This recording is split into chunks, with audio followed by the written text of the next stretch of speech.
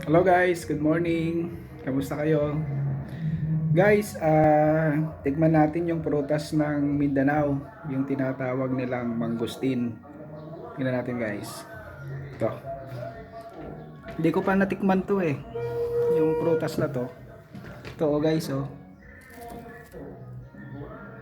Yan. Buksan nga natin guys. Paano buksan to? Ang ganda ng ano niya, makapal.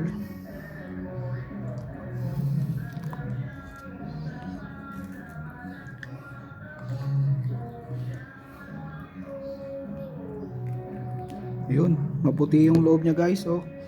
Ayan oh. Tapos kulay pula, pula na matingkad yung loob niya, yung balat. Tikman natin guys yung ano, yung loob. Ito, yung white.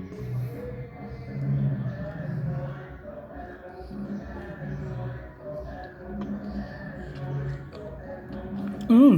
Mm. Mm. Ah, medyo ano siya guys, maasim tapos habang tumatagal tumatamis siya. Isa pa. Ano natin?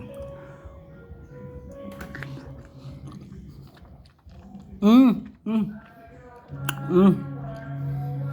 Matamis na 'yon. Pangalawang kagat matamis na. Ah, para sa akin may hahalin tulad ko to sa ano, sa prutas na santol.